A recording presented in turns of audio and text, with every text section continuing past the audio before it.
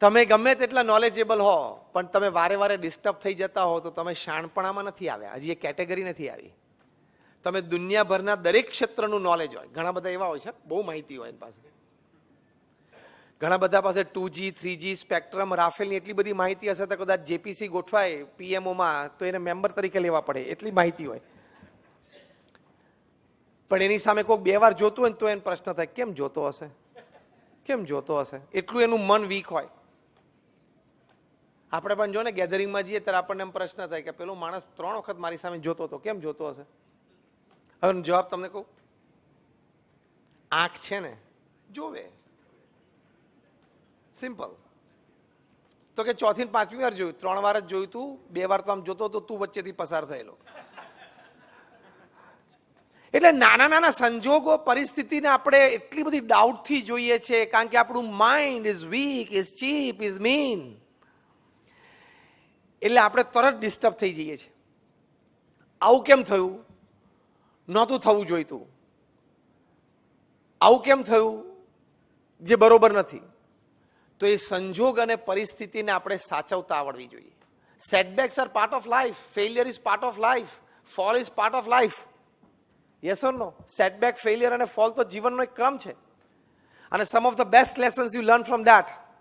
જીવનમાં મોટી પછડાટ ના આવી હોય તો ભગવાનને એકવાર પ્રાર્થના કરવી કે એવો સંજોગ મારા જીવનમાં આવે કે મોટી પછડાટ આવે, એવી પ્રાર્થના કરવી. આવી પ્રાર્થના તમને પૃથ્વી ઉપર કોઈ નહીં શીખવાડે, હું શીખવાડું છું. આપણને એમ જ પ્રાર્થના કરીએ છીએ ભગવાન બધું મારું સારું થાય ને, દીકરાનું લગ્ન થઈ જાય ને, દીકરી સુખી થઈ જાય ને, છોકરો પરદેશ ભણવા જાય ને, ધંધો સારો ચાલે ને, એવી જ પ્રાર્થના કરીએ છીએ. કોઈક દિવસ તો જીગર રાખો કે ભગવાનને એકવાર કહું કે એવા સંજોગો જીવનમાં ઘડો કે પછડાટ આવે, સેટબેક આવે, ફેલિયર આવે તો જીવનની ઘણી બધી સ્પષ્ટતાઓ, વ્યક્તિઓ વિશે ઘણી બધી સ્પષ્ટતાઓ તમારા મનમાં આવશે.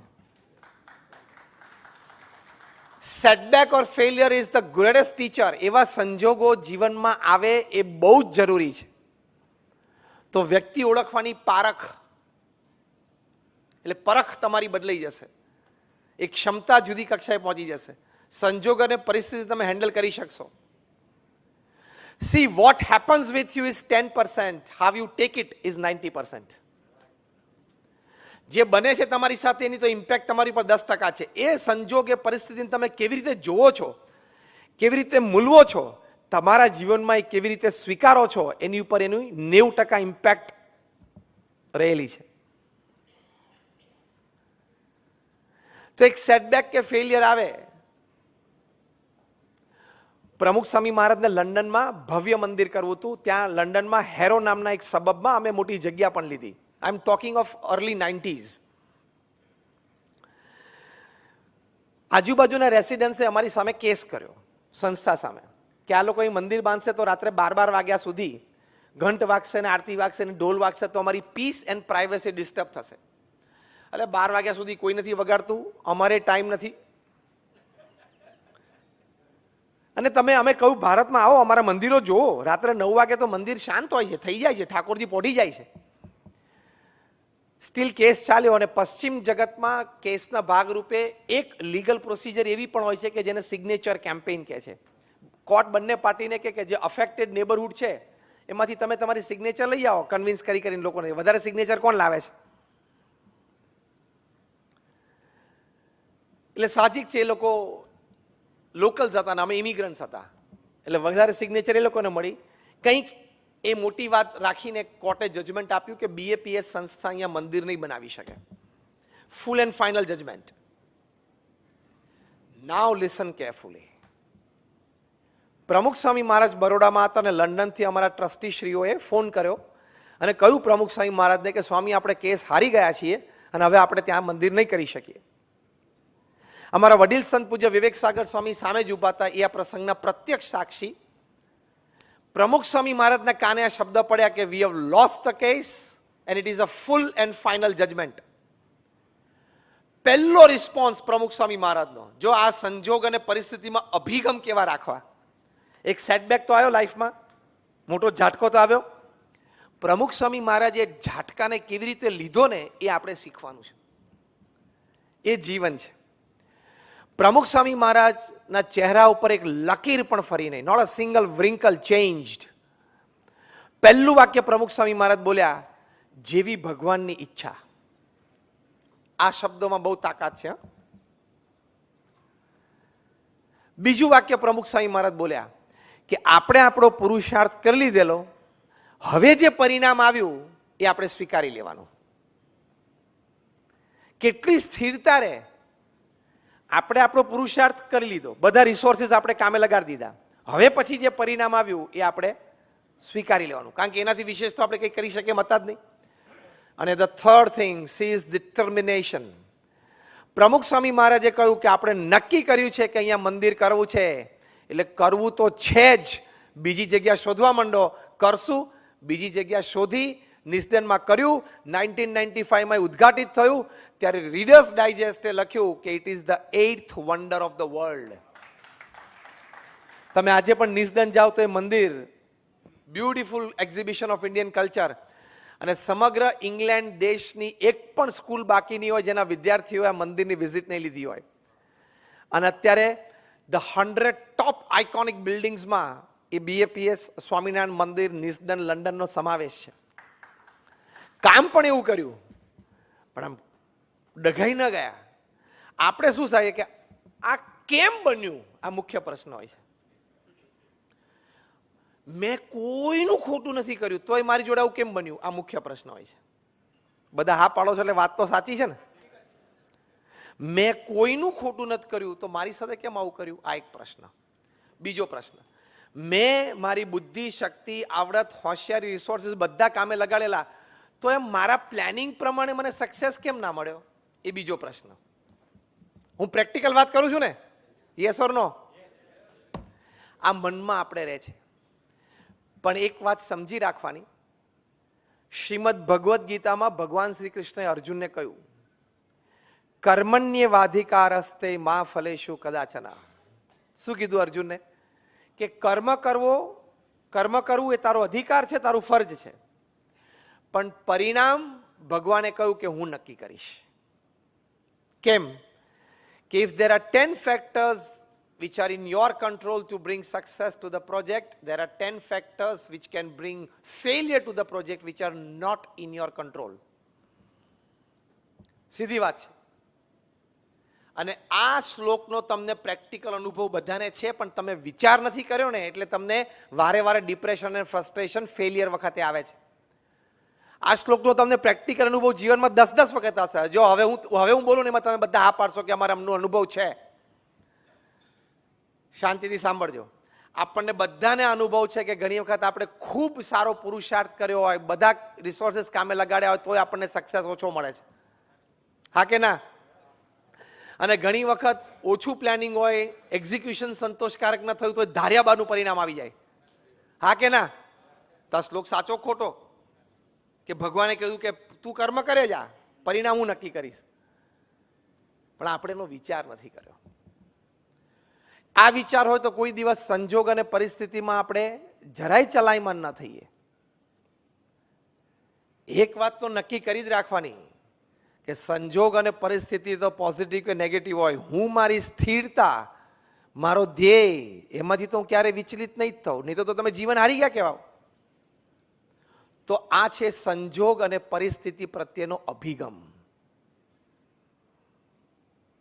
સંજોગ અને પરિસ્થિતિ પ્રત્યેનો અભિગમ. એક હસતા હસતા એક દ્રષ્ટાંત આપું તમને. એકવાર એક baby mosquito was on its maiden flight. નાનું મચ્છર બિચારું જન્મ્યું હતું, એની પહેલી ફ્લાઇટ હતી આમ. એટલે એના મધર મોસ્કીટો અને ફાધર મોસ્કીટો, માતા પિતા બે જણા આમ જોતા હતા કે આપણો બેટો પહેલી ફ્લાઇટ લે છે. જેમ પહેલી વાર બાળક આમ 4 પગે ચાલતા શીખે તો માતા પિતાને આનંદ હોય ને એને જોવાનો, અને 2 પગે ચાલવાનું દોડવાનું શીખે તો માતા પિતાને આનંદ હોય કે એ દોડે છે. એટલે માતા પિતા બેબી મોસ્કીટોને જોતા હતા કે on its maiden flight the mother, એમાં મધર બધા ઉત્સાહી હોય, વધારે એમ આનંદ હોય કે મારો બાળક ચાલતા શીખ્યો, દોડતા શીખ્યો. એટલે માતા પિતા બંને આમ જોતા હતા, અને પેલું બેબી મોસ્કીટો આમ ગોળ ફરીને રૂમમાંથી પાછું આવ્યું, પાછું માતા પિતા પાસે બેઠું. એટલે એની માતાએ હરખભેર પૂછ્યું કે how was your flight, how was your flight, તમને કેવું લાગ્યું તમને? તો પેલી બેબી મોસ્કીટો કે mom, wherever I went, everybody were clapping for me. હું જ્યાં જ્યાં ગયો ને ત્યાં બધા મારી માટે તાલીઓ પાડતા હતા. ખબર પડી? મેં સ્વિચ તો દાબી હતી પણ 2 ઝબકારા પછી લાઈટ ચાલુ થઈ.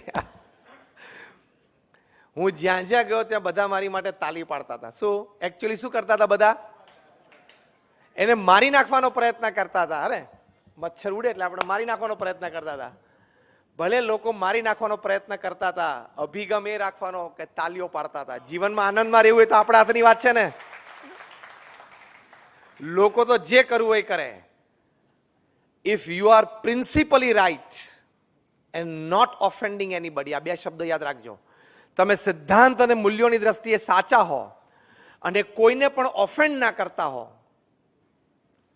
તો કોઈથી ગભરાવાની જરૂર નથી. વ્યક્તિઓની ચિંતા રાખવાની જરૂર નથી. વ્યક્તિ અને સમાજનો અભિપ્રાય મારી માટે શું છે એની ચિંતા રાખવાની કઈ જરૂર નથી. પ્રમુખ સ્વામી મહારાજે આટલી મોટી બીએપીએસ સંસ્થા ઊભી કરી. એમના જીવનમાં એક આત્મગૌરવ હતું કે મને ભગવાન સ્વામિનારાયણે જે સિદ્ધાંતો આપ્યા છે, મારા ગુરુ શાસ્ત્રીજી મહારાજ અને યોગીજી મહારાજે જે મને પ્રણાલિકાઓ શીખવાડી છે, એનાથી બહાર હું કોઈ દિવસ પગ મૂકી શકું જ નહીં. લેશ માત્ર નહીં. પ્રમુખ સ્વામી મહારાજ હંમેશા કહેતા કે નીતિ નિયમ સિદ્ધાંતના ભોગે કોઈ દિવસ કોઈ કાર્ય કરવું જ નહીં. તો ક્યારેય નીતિ નિયમ સિદ્ધાંતને મૂકીને એમણે કોઈ કાર્ય કર્યું જ નહીં. તો 95 વર્ષનું એમનું જીવન, એમાં 80 વર્ષનું જાહેર જીવન, પ્રમુખ સ્વામી મહારાજે ક્યારેય ખાનગીમાં કે જાહેરમાં એક પણ ભૂલ કરી નથી. એમની શ્રદ્ધાંજલિ સભામાં ગાંધીનગરમાં શક્તિસિંહ ગોહિલ બોલેલા કે હું 40 વર્ષથી પ્રમુખ સ્વામી મહારાજના સંપર્કમાં છું.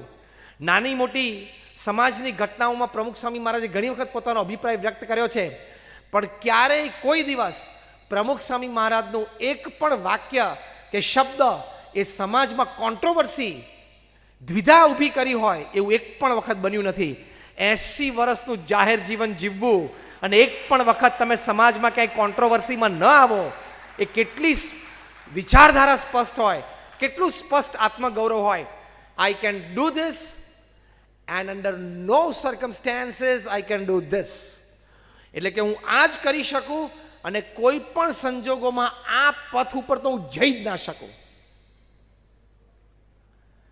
એ જે સત્યનિષ્ઠા હોય ને એ તમારી ફિટનેસ ડેવલપ કરે.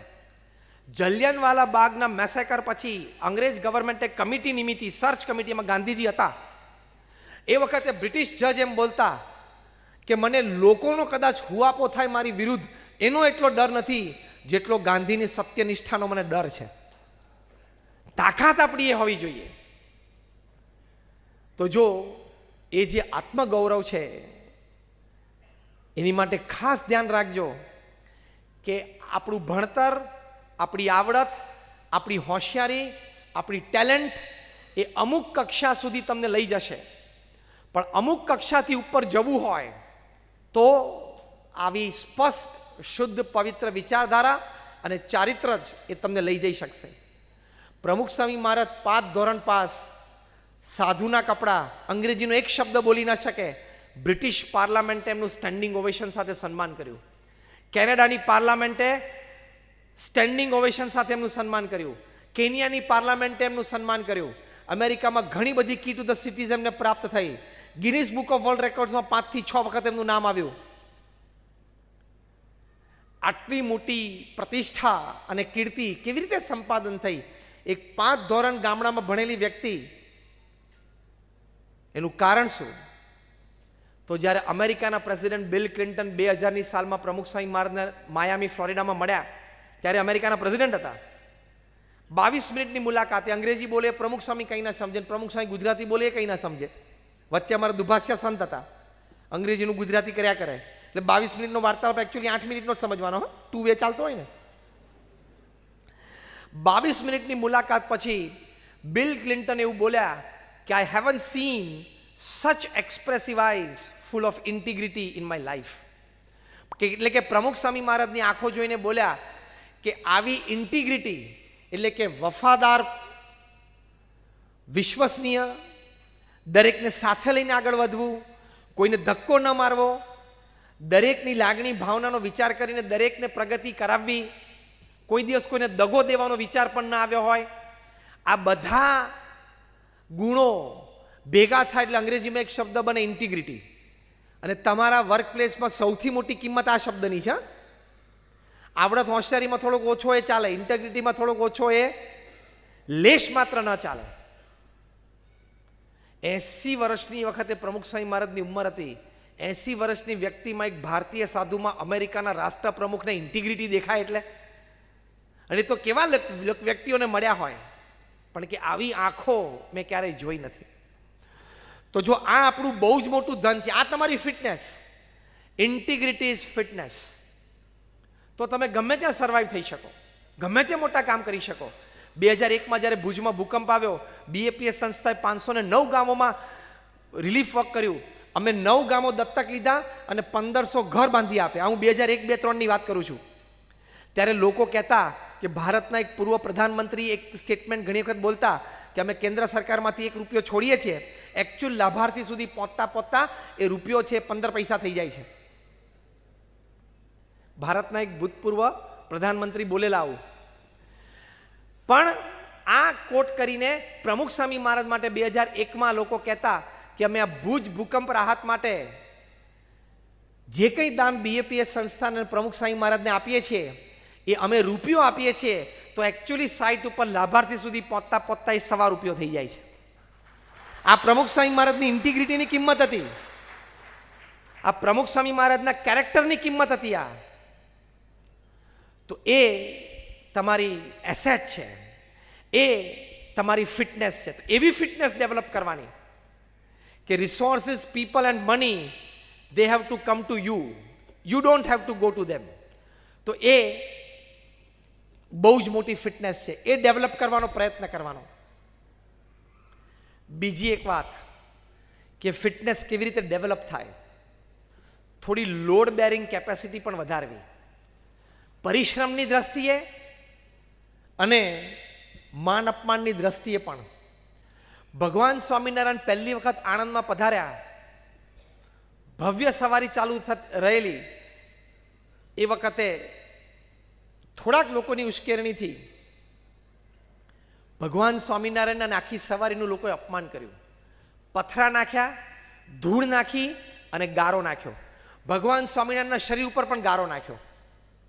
ભગવાન સ્વામિનારાયણ એ વખતે બધા જ દરબારો પણ સાથે હતા, ક્ષત્રિયો હતા. જો એ વખતે પટ્ટાદાવ શરૂ કરી દીધો હોત ને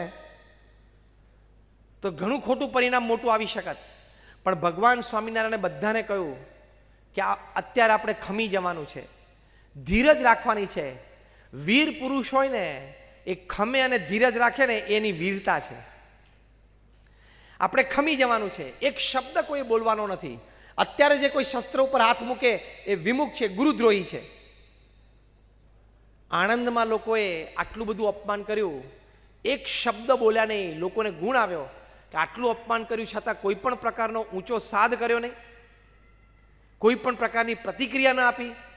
સમગ્ર આણંદ શહેરમાં બધા લોકોને ભગવાન સ્વામિનારાયણ પ્રત્યે અનન્ય સદભાવ થયો. અને આજે એ બહુ જ મોટું સત્સંગ કેન્દ્ર, ત્યાં અમારું મંદિર તો છે, સાથે ગર્લ્સ રેસિડેન્શિયલ સ્કૂલ છે કરમસદમાં, ઇન્ટરનેશનલ લેવલની આ સ્કૂલ છે, સાથે છાત્રાલય બહુ મોટું છે જ્યાં 400 વિદ્યાર્થીઓ રહે છે. બીજી ત્યાં મોટી બોરસદ પાસે સ્કૂલ છે. તો આવા ઘણા બધા સમાજ સેવાના આયામો આજે ઊભા થયા. તો થોડીક લોડ બેરિંગ કેપેસિટી રાખવી તો તમે સર્વાઈવ થઈ શકશો. પતિ પત્ની વચ્ચે સહેજ ઝઘડો થાય ને તરત મોટા વિચારો શરૂ થઈ જાય, આવું કેમ બોલ્યો, આવું કેમ જોયું, મારા સાસુએ કેમ મારી સામે આવી રીતે જોયું, આવું કેમ બોલ્યા. તો થોડુંક સહન કરી લેવું, થાય, બને. તને ભગવાને પૃથ્વી ઉપર જન્મ આપ્યો ત્યારે નક્કી નહોતું કર્યું બધું જ તારા પ્રમાણે થશે, એવું લેખિત આપ્યું છે?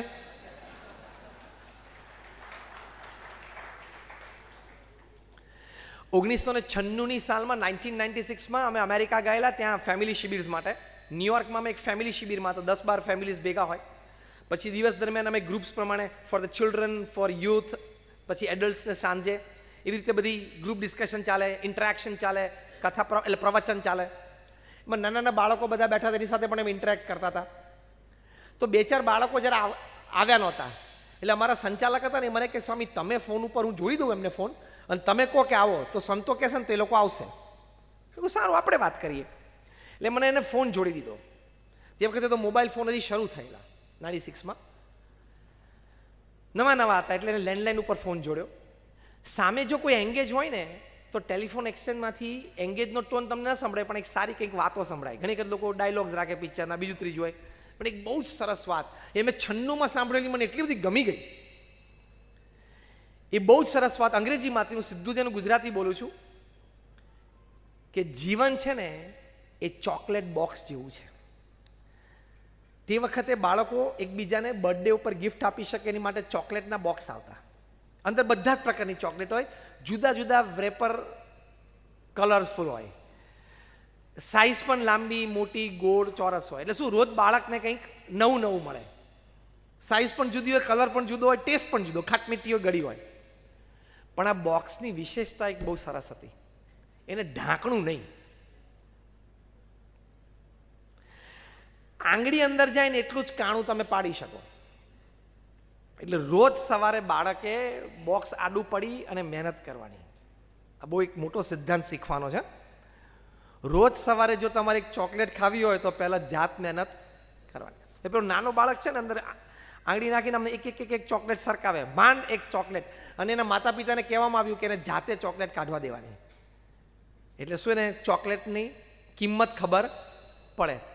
પછી જે ચોકલેટ નજીક આવીને આંગળીથી કાઢી શકે આમ નાના કાણામાંથી, એ જે ચોકલેટ બહાર નીકળે એ ચોકલેટ સ્વીકારવાની, ખાવાની અને આનંદ કરી લેવાનો. આ પણ બહુ મોટો સિદ્ધાંત છે જીવનનો. એની પાછળ જીવનલક્ષી સિદ્ધાંત એ છે કે ચોકલેટ ખાવી હોય તો મહેનત તો કરવી પડે, અને મહેનત કર્યા પછી જે ચોકલેટ હાથમાં આવે ને એમાંથી આનંદ લેતા શીખી જવાનું. This is fitness. ના, મારે તો લાંબી ચોકલેટ જોઈતી હતી, 4 BHK 3 BHK મળી ગયો, આનંદ કર. બધા આટલા હસે ને તાલી પાડી એટલે ક્યાંક છેડો બરોબર અડી ગયો લાગે છે. કે મારે તો પેલી 4 બંગડીવાળી ગાડી લાવવી હતી, પણ અત્યારે આપણે બંગડી વગરની ગાડીનો વેચ છે એમાં ફરવા માંડ. આનંદ કર. 4 બંગડી ઓડી, હું દેશી ભાષામાં બોલ્યો, અને એની બ્રાન્ડ છે is Audi, is a German brand. તે ઓડી મળશે, થશે તારા પ્રારબ્ધમાં ને પુરુષાર્થમાં હશે તો મળશે, પણ જ્યાં સુધી ઓડી ના આવે ત્યાં સુધી મને ગાડીનો આનંદ ના આવે. એ વિચાર, એ ફિટનેસ ના કહેવાય. અત્યારે મારુતિ 1000 છે અથવા તો હુન્ડાઈ નાની ગાડી છે, ફરવાનું, 4 પૈડા તો ફરે છે ને, આનંદ કર ને.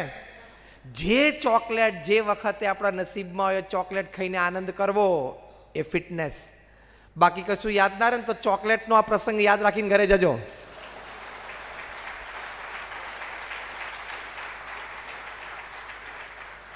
બહુ જ સરસ એ એંગેજ ટોન વાગતો હતો. Life is like a box of chocolates. Every morning, because it doesn't have a lid, you have to put your finger inside. Try to get one chocolate, and whichever chocolate you get, enjoy it. બહુ સરસ બોલતા હતા એ વાક્ય, તેની મજા છે. એટલે આ ફિટનેસ, જે સમયે જે સંજોગોમાં જે મળ્યું એ સ્વીકારવું, એનો આનંદ કરી લેવો. મોટું કદાચ લક્ષ્ય હોય તો એ ચૂકવું પણ નહીં, ત્યાં પહોંચવું છે તે લક્ષ્ય પણ રાખો, પણ જ્યાં સુધી લક્ષ્ય મળે ને ત્યાં સુધી હું આનંદમાં નહીં રહી શકું, એ સિદ્ધાંત ખોટો છે. એ સિદ્ધાંત ખોટો છે. તમે એમ કહો કે જ્યાં સુધી હું બ્રાન્ડેડ કપડાં ન પહેરી શકું ત્યાં સુધી કપડાં જ ના પહેરી, એવું થોડે ચલાય. આ એના જેવું થયું. એટલે ભાઈ તો સાદા કપડાં પહેરવાના, પણ પહેરવા તો પડે ને. જ્યાં સુધી બ્રાન્ડેડ જ્વેલરી ના પહેરું ત્યાં સુધી હું જ્વેલરી ના પહેરું, એવું થોડે છે. જ્યાં સુધી હું મોટી લક્ઝરિયસ ગાડી ઓડી હોય, મર્ક હોય, BMW હોય, એ જ્યાં સુધી ના ફેરવું ત્યાં સુધી બીજી ગાડી ફેરવું જ નહીં. એવા ખોટા સિદ્ધાંતો રાખશો ને તો એ ફિટનેસ નથી, પછી એ દુઃખ છે. સંસ્થા અમારી BAPS તરફથી એક બ્રહ્મોપનિષદ પુસ્તક પ્રકાશિત થયું છે. એમાં પ્રમુખ સ્વામી મહારાજ એમના જીવનમાં જેટલા વાહનો સહજતાથી વાપર્યા છે ને, એ બધા વાહનોમાં એમના ફોટોગ્રાફ્સ મિડલ પેજ ઉપર છે.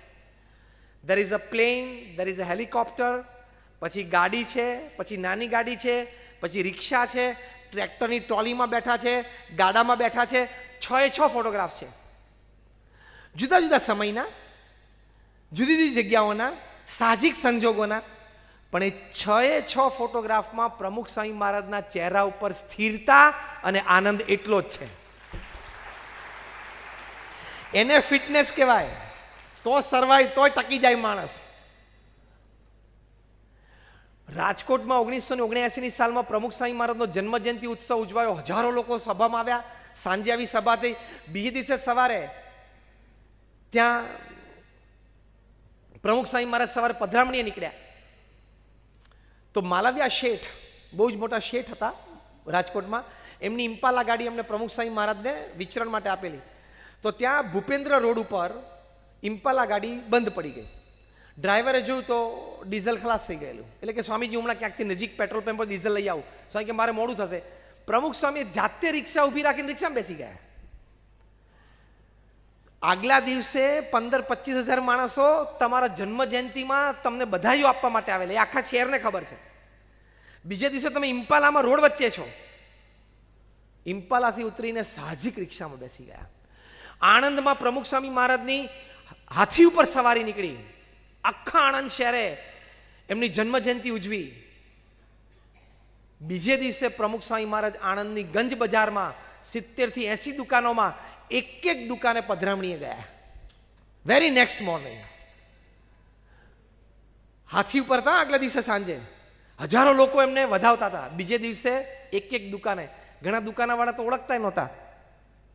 ઘણા દુકાનવાળાને કોઈ એવો ભાવ પણ નહીં, કોઈ હરિભક્તો કોઈ સત્સંગી નહોતા, પણ પ્રેમથી ને ત્યાં પધાર્યા. આવું તમે સાંભળો છો ને, આટલું સહજ નથી હો જીવનમાં.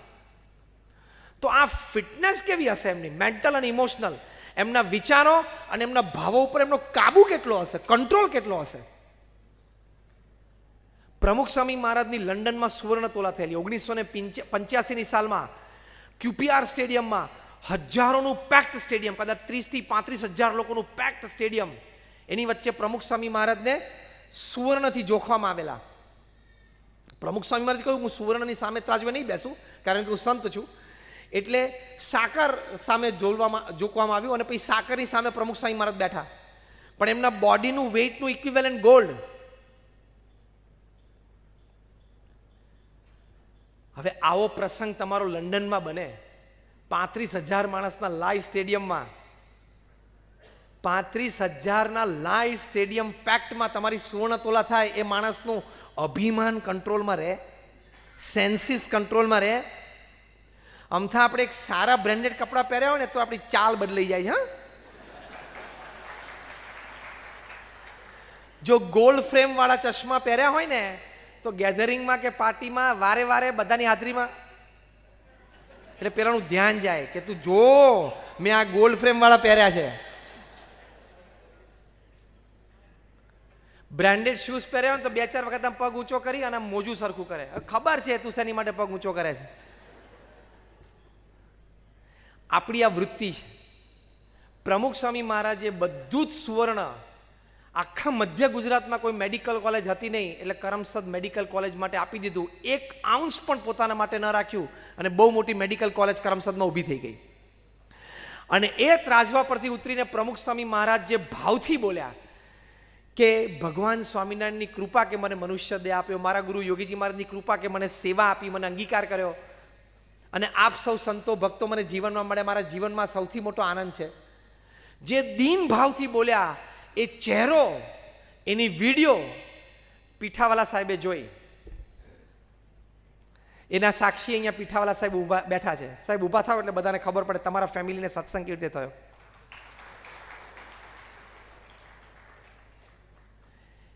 ડુમ્મસમાં એમનો મોટો બંગલો, પણ એમને આ જોયું, પીઠાવાલા સાહેબે કહ્યું કે લંડનમાં આવો પ્રસંગ ને આવું સન્માન, પછી એ વ્યક્તિના ચહેરા ઉપર આટલો નિર્માની ભાવ રહે, એ વ્યક્તિ નમ્રતાથી આવા શબ્દો બોલી શકે, આ કોઈ સામાન્ય વ્યક્તિ નથી. કેટલી ફિટનેસ હોય, કેટલો કંટ્રોલ હોય એના મગજ ઉપર, એના ભાવો ઉપર.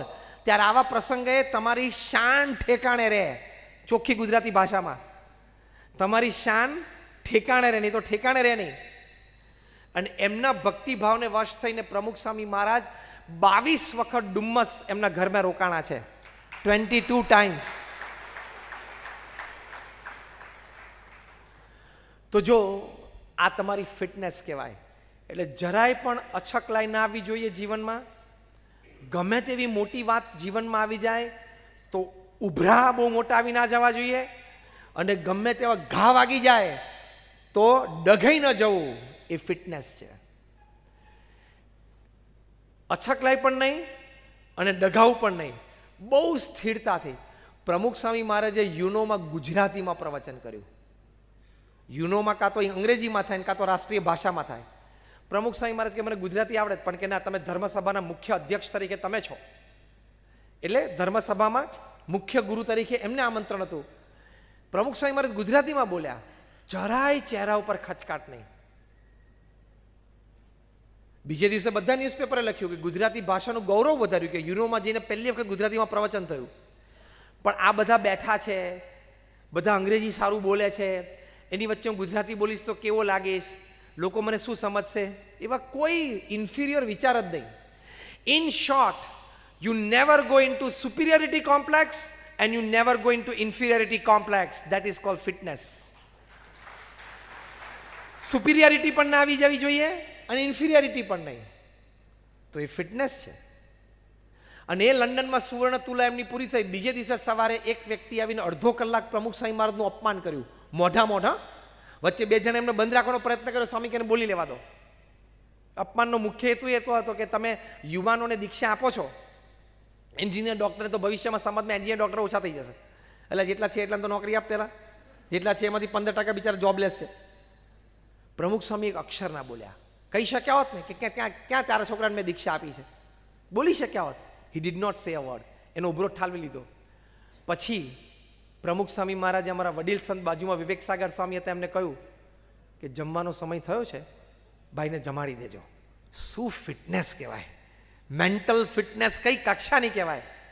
આગલા દિવસે તમારી QPR સ્ટેડિયમમાં, લંડનનું આ ફૂટબોલ સ્ટેડિયમ, જેમ પેક્ડ ઓડિયન્સમાં સુવર્ણ તુલા, અને હજી એને 12-15 કલાક નથી થયા અને કોઈક વ્યક્તિ તમને અડધો કલાક ખકડાવે, એને તમે બધું જ બોલવાની છૂટ આપો અને પછી એને પ્રેમથી જમાડીને મોકલી શકો, કેટલી ફિટનેસ કહેવાય!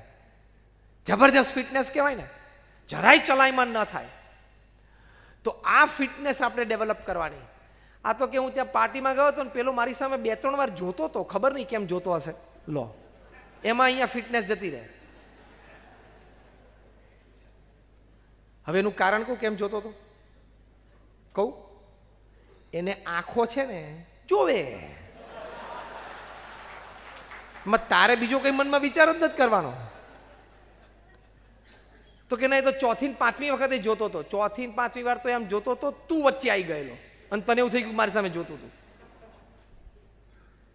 40 વર્ષની ઉંમર થાય ને ત્યાં સુધી દરેક વ્યક્તિને એમ લાગે કે મારા વિશે લોકો ખૂબ વિચારે છે, મને લોકો ખૂબ જોવે છે, લોકોના મનમાં હું બહુ છું. 40થી એ ભ્રમણા તૂટવાની શરૂ થઈ. 40થી 60 વચ્ચે ડાઉટમાં આવે કે કદાચ ખબર નહીં લોકો જોતા હોય નહીં જોતા હોય, વિચારતા હશે નહીં વિચારતા. અને 60 વર્ષે મગજ ક્લિયર થઈ જાય, કોઈ દિવસ કોઈએ મારું કંઈ વિચાર્યું જ નથી, કોઈ જોતું જ નથી, ખોટી ભ્રમણામાં હું હતો.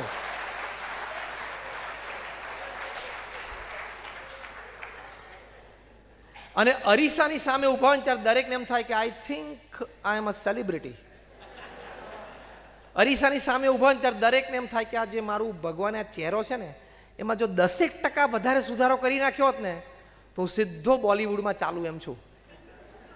બોલિવૂડ, હોલિવૂડ, ટોલિવૂડ, કોલિવૂડ, ફોલિવૂડ, જેટલા લાકડા વુડ્સ પૃથ્વી ઉપર છે એમાંથી એકાદામાં હું ચાલી જાત.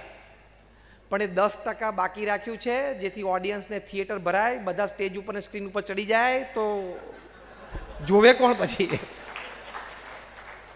તમને એમ થાય કે આપણે અંબાણી બની જઈએ ને રિલાયન્સ બની જઈએ, પણ બધા જો રિલાયન્સ બની જાય પછી એની માટે કામ કોણ કરે? એટલે બધો વર્ક ગોઠવાયેલો જ છે. ફિટનેસ અહીં રાખો એટલે સ્થિરતા જ છે. ફિટનેસ અહીં હોય ને એટલે મુંબઈમાં રેલવે સ્ટેશન ઉપર કુલીઓ પણ આવતી જતી ટ્રેનથી 4 જ ફૂટ દૂર રહીને પણ ઘસઘસાટ નસકોરા બોલાવે છે. અને ફિટનેસ ના હોય ને તો એસી રૂમમાં પણ 2 ગોળી લીધા પછી પણ પરસેવો વળતો હોય છે અને ઊંઘ નથી આવતી.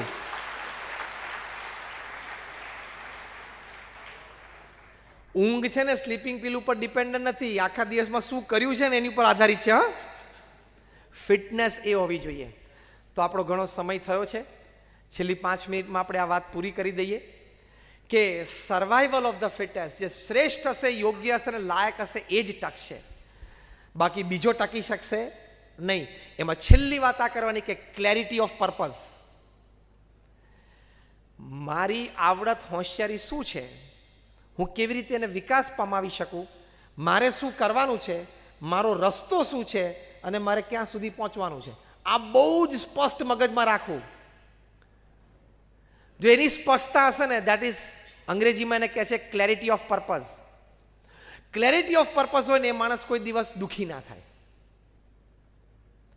એકવાર એક ખેડૂત છે ને, ખેતરમાં સવારે 11, 11:30 કામ પૂરું થઈ ગયું, પછી સૂતો હતો ઝાડ નીચે. ખેડૂત સવારે વહેલા કામે ચડે, 4-5 વાગે ચડી જાય.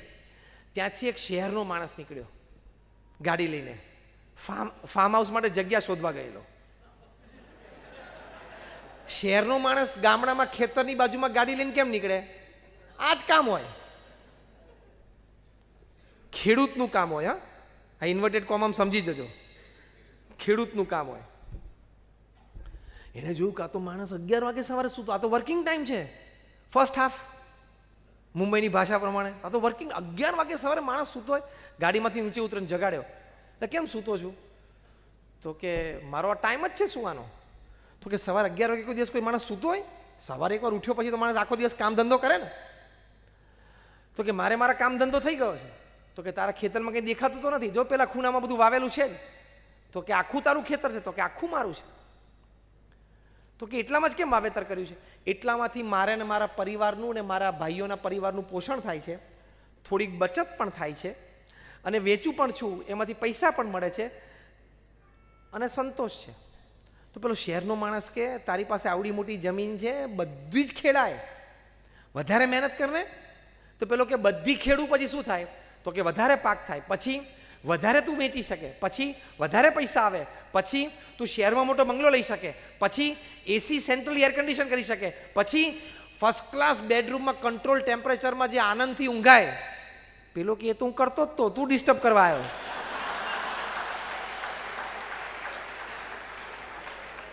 આટલું ચકડું ભરી અને છેલ્લે તો શાંતિથી ઊંઘવું જ છે ને, શાંતિથી જમવું જ છે ને, અને શાંતિથી એ જમેલું પચે એટલું જ કરવાનું છે ને. તો એટલું તો પેલો ખેડૂત કે થાય જ છે. એટલે ડોન્ટ ડિસ્ટર્બ મી, મને શાંતિથી સુવા દે, મને મારો બધો ક્રમ ખબર છે. એટલે સંતોષ એ ફિટનેસ છે. કાયમ અસંતોષી ન રહેવું. હજી મેળવી લઉં, હજી મેળવી લઉં, હજી મેળવી લઉં. પણ ક્યાંક ઊભું રહેવાનું, ક્યાં? જ્યાં તમારી સ્વાસ્થ્ય ઉપર એની અસર પડવાની શરૂ થાય. ખ્યાલ આવ્યો? સ્વાસ્થ્ય ઉપર તમારી મહત્વાકાંક્ષાઓની અસર શરૂ થાય એ પહેલા ઊભા રહી જવાનું, એ ફિટનેસ. તમારા પારિવારિક સમય ઉપર તમારી મહત્વાકાંક્ષાઓની અસર શરૂ થાય એ પહેલા ઊભું રહી જવાનું. એટલે સ્વાસ્થ્ય અને પારિવારિક સમય ઉપર અસર શરૂ થાય તમારી મહત્વાકાંક્ષાઓની, એ શરૂઆતમાં જ સ્ટોપ થઈ જવાનું. કારણ કે આપણે કોઈએ સાંજ પડે ખીચડી સાથે સોનાની કઢી પીવી નથી. અને સોનું હશે તો ગાળીને પણ કઢી તરીકે પીવાતું નથી. એ ચણાના લોટની અને છાશની જ કઢી બને છે આપણા ઘરે અને અંતિલિયામાં 27માં માળે. કઢી શેની બને છે? ચણાના લોટની અને છાશની. ક્યાં? આપણા ઘરે અને ઓફ પેડાર રોડ, અંતિલિયામાં 27માં માળે. દુનિયાનું સૌથી મોંઘામાં મોંઘું ઘર, મુકેશ અંબાણીનું રેસિડન્સ. દુનિયાનું સૌથી મોંઘામાં મોંઘું રેસિડન્સ છે. તો ત્યાં પણ કઢી ચણાના લોટની અને છાશની બને છે. ખ્યાલ આવ્યો? આ સ્પષ્ટતા સાથે જીવવું, સંતોષની રેખા સાથે જીવવું, એ ફિટનેસ છે. એટલે આવી ફિટનેસ એ હંમેશા રાખવાનો પ્રયત્ન કરવો. આવી ફિટનેસ ડેવલપ થાય એની માટે એક છેલ્લો મુદ્દો મને યાદ આવ્યો એટલે 5 મિનિટમાં પૂરું કરી દઉં. ભગવાન પ્રત્યેની શ્રદ્ધા રાખજો. ભગવાન આપણા દુશ્મન નથી. ભગવાન આપણું સારું કરવા જ બેઠા છે. તમે મા બાપ તરીકે તમારા દીકરાનું કોઈ દિવસ ખોટું ઈચ્છો છો? હા કે ના? તો આપણે ભગવાનના દીકરા સંતાનો છીએ. ભગવાન આપણું કોઈ દિવસ ખરાબ ઈચ્છતા જ નથી. આપણા કર્મ ખોટા હોય, આપણી વૃત્તિઓ ખોટી હોય એટલે ભગવાન કોક વખત થોડીક પનિશમેન્ટ આપે છે. બાકી તો અત્યંત કૃપા ઉપર આમ કીડીઓની લાઈન જતી હોય તો આપણને અમથી બધી કીડીઓને મારી નાખવાનું મન થાય? કોઈ દિવસ આપણે એવું કર્યું છે? આપણામાં ને કીડીનું અંતર આપણે જાણીએ છીએ કે ક્યાં હું માણસ અને ક્યાં બિચારી નાની કીડી, બિચારી શાંતિથી જાય છે ને ક્યાં એને મારવો. આપણામાં એનામાં જેટલું ડિસ્ટન્સ છે ને એનું કરતાં અનંત ઘણું આપણામાં એમનામાં ડિસ્ટન્સ છે. એને દયા આવે છે ક્યાં બિચારાને મારવો. એટલે કંઈ ભગવાન ઈ નેવર પ્લેસ ડાઈઝ. ઓગમેન્ડીનો બહુ મોટા મેનેજમેન્ટ ગુરુ લખ્યું છે, ગોડ નેવર પ્લેસ ડાઈઝ. ભગવાન કે આમ ડાઈસ નથી રમતા, છગડો બગડો જે પડ્યો પણ ચલાવો, સિસ્ટમ પ્રમાણે ચાલે છે. તો એ ભગવાનમાં એ શ્રદ્ધા રાખવી કે ભગવાન જે કંઈ કરે છે એ મારા સારા માટે કરે છે. આ બહુ પ્રિન્સિપલ છે. તમે આ વાત દ્રઢ કરશો ને તો ઘણી સ્થિરતા આવશે, તમારી ફિટનેસ વધશે અને તમે ગમે તેવા કપરા સંજોગોમાં પણ ટકી જશો કે ભગવાન મારું સારું કરવા જ બેઠા છે. આપણને અત્યારે ખબર નથી કે કેવી રીતે સારું થાય. પ્રમુખ સ્વામી મહારાજે ગાંધીનગર અક્ષરધામ ઉપર આતંકવાદી હુમલો થયો, આતંકવાદી હુમલામાં નુકસાન પણ થયું, જાનહાનિ પણ થઈ, તો પણ શ્રદ્ધાંજલિ સભામાં પ્રમુખ સ્વામી મહારાજ બોલ્યા કે જે કંઈ થયું છે ભગવાનની ઈચ્છાથી થયું છે, ભગવાનને જેમ યોગ્ય લાગે એમ કર્યું છે. બધી જ ઘટનાઓમાં ભાવ રાખો તો સ્થિરતા રહેશે. તો એ ફિટનેસ છે.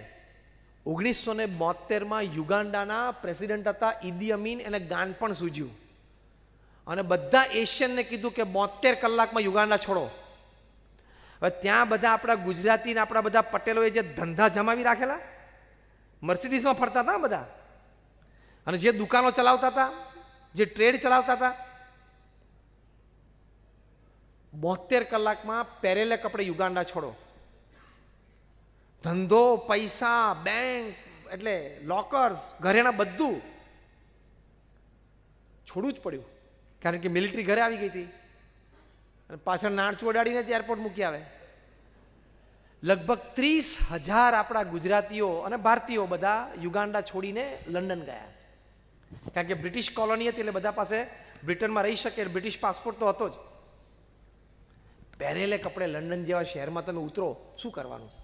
કોઈ ઓળખાણ નહીં, કોઈ બેક સપોર્ટ નહીં. પણ કોકે નોકરી શરૂ કરી, કોક છાપા નાખવાની શરૂઆત કરી, કોકે દૂધમાં ડેરીમાં કામ શરૂ કર્યું, નાના નાના કામ બધા શરૂ કર્યા. ત્યાં બધા શેઠિયાઓ હતા, કરોડોપતિ હતા, પણ કેવી રીતે સર્વાઈવ થયા, ટકી કેવી રીતે ગયા? કે અત્યારે જે વાસ્તવિકતા છે મારે સ્વીકારી લેવાની. મારે હવે ભૂતકાળ જરાય યાદ નહીં કરવાનું કે બહુ મોટો શેઠિયો હતો. આજે સાંજે મારા બૈરા છોકરાને ખાવું હોય તો મારે આ મજૂરી અત્યારે કરવી જ પડશે. એ વાસ્તવિકતાનો સ્વીકાર. અને એ લોકોને ભગવાનમાં શ્રદ્ધા હતી. બહુ જ મોટા એક સારા લેખક ચાર્લ્સ કનિંગહેમ, એમણે આ પ્રસંગ ટાંક્યો છે એમના લેખમાં અને લખ્યું છે કે આ બૌદ્ધા જે ગુજરાતીઓ, આ 30,000માં બધા બૌદ્ધા 70-80% ગુજરાતીઓ જ હતા, એ પહેરેલે કપડે સાહેબી છોડીને લંડન આવ્યા અને નાના નાના કામમાં પણ મન પરોવી દીધું અને સ્થિર રહી શક્યા. એનું બહુ જ મોટું કારણ એ છે, ચાર્લ્સ કનિંગહેમ લખે છે કે they had faith in God, કે whatever God created in my life is for my good. એ લોકોને ભગવાનમાં શ્રદ્ધા હતી કે ભગવાને જે કંઈ મારા જીવનમાં કર્યું એ મારા સારા માટે જ કર્યું છે, એ શ્રદ્ધા હતી. અને બીજું વાક્ય ચાર્લ્સ કનિંગહેમે લખ્યું છે કે majority of them were followers of the Swaminarayan.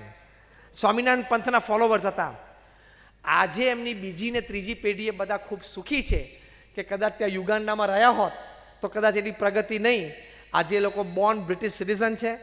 એ બધાને અને 70-72ની સાલમાં જે ઇંગ્લેન્ડ કે અમેરિકા ગયા એ બધા જ આજે મિલિયનર્સ અને બિલિયનર્સ થઈ ગયા છે. તો એ બધા જ આજે ખૂબ સુખી થઈ ગયા છે. ત્યારે એમને થયું કે એ વખતે જેટલું મૂકીને આવ્યા એના કરતાં 100 ગણું ભગવાન આપણને લંડનમાં આપી દીધું. એટલે આવો ઝાટકો આવે ને ત્યારે ભગવાનની ઈચ્છા સમજવાની કે આપણી માટે કંઈક સારું હશે. તમારું નાનું બાળક 6-8-10 મહિનાનું હોય ઘરમાં અને રમતા રમતા એના હાથમાં ચપ્પુ આવી જાય અને ચપ્પુથી રમવાની શરૂઆત કરે તો તમે પહેલું કામ શું કરો? 8-10 મહિનાનું બાળક હોય તો શું કરો? એનો પહેલાં તો હાથ પકડી લો અહીંથી કે બીજી આંગળીઓ એની ચપ્પા ઉપર ફરે નહીં, અને પહેલું કામ એના હાથમાંથી ચપ્પુ છોડાવવાનું. એના હાથમાંથી ચપ્પુ લઈ લો એટલે બાળક શું કરે? બોલો, રડે. એ કેમ રડે છે? ચપ્પુ લઈ લીધું એ નહીં, એનું રમકડું લઈ લીધું, કારણ કે એ ચપ્પાને રમકડું માને છે. એની બુદ્ધિ એટલી નથી કે એને ખબર ન પડે કે આ મારી માટે ઘાતકી છે. મારી કોમળ નાની આંગળી, જેમ પેલી ભીંડો કાપી નાખે એમાં ચપ્પુ કાપી નાખશે મારી આંગળી, એને ખબર નથી. પણ તમને ખબર છે ને, એ બાળક એને રમકડું સમજે છે, પણ તમને ખબર છે કે આ ભલે રમકડું સમજે પણ આ રમકડું નથી, આ ભયંકર નુકસાન પહોંચાડી શકે છે. એટલે રડે છે તો પણ તમે લઈ લો છો, તમારો જ દીકરો છે ને, અને ખૂબ રડે અને પાછું માંગે તો પણ તમે એને વસ્તુ પાછી આપતા? ખૂબ રડે તો પણ એ ચપ્પુ એના હાથમાં પાછું અપાય? હા કે ના? ન આપો. એમ કોક ધંધો આપણા હાથમાં આવે, આપણને લાભદાયી જણાય, પણ એ આપણી માટે ચપ્પુ હોય, એ આપણને ખબર પડે નહીં. એ વેપાર કે ધંધો અથવા તો એ સંબંધ વેવાઈ વેલાનો હોય, પતિ પત્નીનો, એ સંબંધ આપણને રમકડા જેવો આનંદમય લાગે, પણ એ જાણે છે કે આ રમકડું રમજીને સમજે છે, એનાથી રમે છે, પણ આ એની માટે ચપ્પુ છે. એટલે ભગવાન તમારા હાથમાંથી એ ધંધો પણ લઈ લે અને એ સંબંધ પણ લઈ લે. એ વખતે તમે રડો, એટલો સરસ ધંધો માંડ શરૂ કરેલો જામતો હતો, પણ આ કેમ તૂટી ભાંગ્યો? અથવા તો માંડ એક તો 28 વર્ષે લગ્ન થયા અને 2 વર્ષમાં ડિવોર્સ થઈ ગયા, એવું તમને લાગે, કારણ કે તમે એને રમકડું માનતા હતા. ભગવાન જાણે છે કે આ ચપ્પુ છે, આ નુકસાન પહોંચાડશે, એટલે લઈ લે. પછી તમે રડો અને આખો શ્રાવણ મહિનો એકટાણો કરો તો એ રમકડું પાછું ભગવાન આપે નહીં. એ ચાતુર્માસ આખો કરો ને અને ઉઘાડા પગે શિવલિંગને દૂધ ચડાવવા જાઓ ને તો ભગવાન જાણે કે this is not a toy, it is a knife. આની માટે રમકડું નથી. તમને એમ થાય કે આ જમીનનો સોદો કેમ પૂરો નથી થતો? આ એક પડીકું વેચાતું કેમ નથી? પણ એમાં ભગવાનની તારી પર કૃપા છે. એ તાત્કાલિક કંઈક થશે તો તને લોસ જવાનો હશે, ક્યાંક ભરાઈ જવાનો હોય. એટલે એટલું તો મનમાં રાખવું કે નથી વેચાતો માલ, અથવા તો આ એક જમીનમાં કંઈક પ્રશ્ન છે, એ ભગવાને મારા સારા માટે કરી રાખ્યો છે. ક્યાંક આ વસ્તુને હું રમકડું સમજું છું પણ એ ચપ્પુ છે, એટલું તમારા મનને કહેતા રહેજો અને મન પાકું રાખજો. એ ફિટનેસ તો સર્વાઈવલ ટકી જશો. So thank you very much. આપ સૌ માટે ખૂબ પ્રાર્થના છે. ભગવાન સ્વામિનારાયણના આશીર્વાદ, પ્રમુખ સ્વામી મહારાજ, મહંત સ્વામી મહારાજના આશીર્વાદ કેમ તમારા સૌ ઉપર રહે, એવી આપ સૌ માટે પ્રાર્થના છે. Thank you very much.